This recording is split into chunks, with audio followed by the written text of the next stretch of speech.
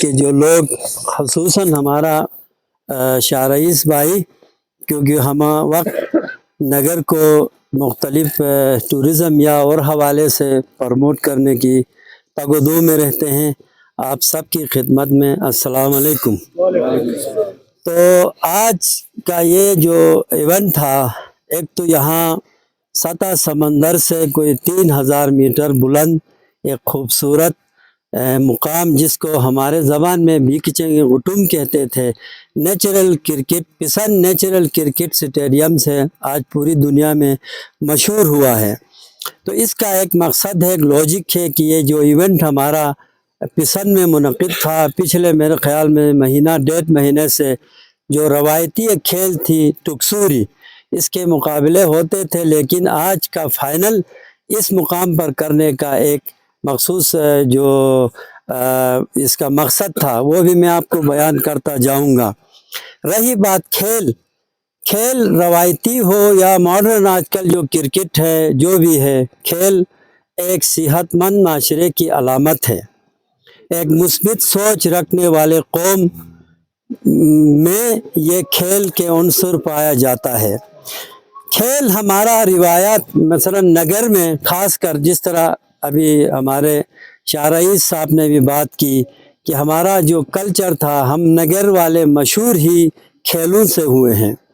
تو وہ ایک نگر کا چہرہ تھا بہت خوبصورت، وہ چہرہ کھیل کی وجہ سے تھا کہ ہم نے انگریز کے دور میں بھی پولو کا میچ جیت کے وہ ٹرافی ہم نے لایا نگر کے لیے، اور پاکستان بننے کے بعد بھی نگر کی ٹیم آج بھی دنیا میں تاریخ پولو میں کہیں بھی ذکر ہو تو نگر کی بات ضرور ہوگی۔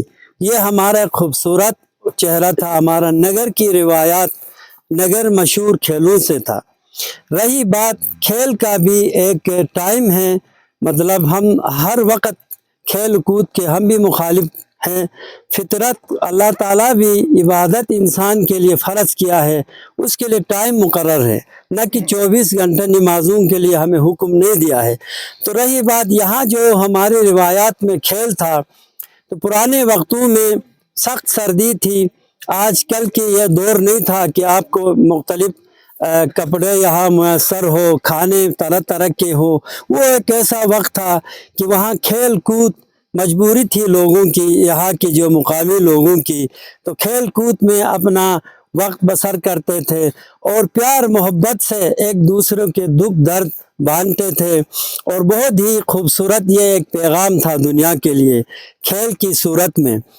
باہر اگر کوئی لڑا بھی ہے، آپس میں کوئی چپخلش بھی ہے، تو کھیل کے میدان میں آ کے وہ ایک دوسرے سے گلے لگتے تھے، یعنی تمام جو ہماری آپس کی جو نفرتیں تھی وہ بھول جاتے تھے، کھیل کا میدان تھا۔ تو آج کے دور میں اس وقت پوری دنیا میں، عالم اسلام میں، پاکستان گلگت بلتستان میں یہ جو امن امان جو مسائل سے ہم گزر رہے ہیں، تو اس وقت اگر میں آپ کو بتاتا جاؤں کہ اس وقت وحدت کی بہت ہی اشد ضرورت ہے۔ تو وحدت ہم اس ایسے دور سے گزر رہے ہیں کہ ہمارے امام باڑے میں ہمارے اہل سنت بھائی نہیں آتے ہیں، نہ ہم اہل سنت کی مسجد میں جاتے ہیں، نہ ہم میں سے کوئی جماعت خانہ جاتا ہے۔ واحد کھیل کا میدان ہے جہاں پر تمام رنگ و نسل مذہب بھول کے ایک ہی میدان میں جمع ہو جاتے ہیں۔ تو یہ بہترین وحدت کی علامت ہے، میں کہتا ہوں کہ یہ سنت ہے، مطلب ایسا وحدت یہاں پر ہمیں ملتا ہے۔ تو روایتی حساب سے کھیل ہیں جو بھی ہے کھیل، اور پسن کا میں ذکر کرتا جاؤں تو پسن نگر کی تاریخ میں بہت ہی سب سے پرانی آبادی میں شمار ہو جاتا تھا۔ بدقسمتی سے پسن میں ایک بہت پرانا قلعہ تھا جو آج انگریزوں کے وہ کتابوں میں ہمیں ملتا ہے، لیکن اس کی کوئی نشانی نہیں ہے۔ تو پسن اپنے دور میں نگر کی تاریخ میں، ہمارے ہسٹری میں پسن کا اپنی ایک اہمیت ہے۔ تو یہ جو ہمارا پرانا روایتی کھیل تھا، اس کو زندہ رکھنے میں پسن کے عمائدین، نمبردار اور تنظیم کا صدر، یا اور بھی جتنے بھی آپ کی وساطت سے پسن کے بزرگان ہیں جو یہاں نہیں آ سکے ہیں، خاص کر ہمارا ایم حسن بہتاب سب مبارکبادی کے مستحق ہے کہ یہ زندہ قوموں کی نشان ہے کہ اپنی روایات اور دستور اور ثقافت میں کھیل بھی شامل ہے. جس طرح ہماری تہوار ہوتے ہیں، ہمارے اور چیزیں ثقافت کا حصہ ہے، تو کھیل بھی ہمارا ثقافت کا ایک حصہ ہے. تو انشاءاللہ ایک مثبت چہرہ پر، جس کو انگریزی میں جونیپر، اردو میں صنوبر کہتے ہیں، یہ دنیا میں ختم ہو رہا ہے. یہ جنگل جو ہمارے پاس قدرت کا ایک تحفہ ہے، تو یہ ہمارے موجود ہے. اور یہاں پر وائلڈ لائف، جو ہمارا جنگلی حیات، خاص کر سنو لیپر جو برفانی چیتا، اس کا یہ مسکن ہے. یہ جگہ یہاں سے لے جا کے میاچر فکر تک یہ علاقہ سنو لیپر ایک بہت ہی قیمتی ہماری جنگلی جانور ہے. اور یہاں پر آئیبیکس ہے، جنگلی حیات ہے، پھر پرندے ہیں، نباتات ہیں، ان سب کی حفاظت کرنا ہے. اس جگہ سے فائدہ ہم نے ٹورزم سے لینا ہے، لیکن دیر پا یعنی سسٹینیبل ٹورزم کی ہمیں ضرورت ہے. ساتھ ساتھ ذمہ دارانہ سیاحت کہتے ہیں، جس کو ہمیں خاص کر پسند والوں کی ابھی ذمہ داری ہے کہ اس علاقے کی حفاظت کریں، یہاں پر گند نہ ہو. پچھلے دفعہ بہت ہی افسوس ہوا کہ یہاں پر ایک آگ لگ گیا تھا جنگل پر. یہ جونیپر کا اگر آپ ہسٹری کسی سے پوچھیں تو ہزاروں سال لگتا ہے اس کو بڑھنے میں. آسانی سے یہ درخت بڑا نہیں ہوتا ہے.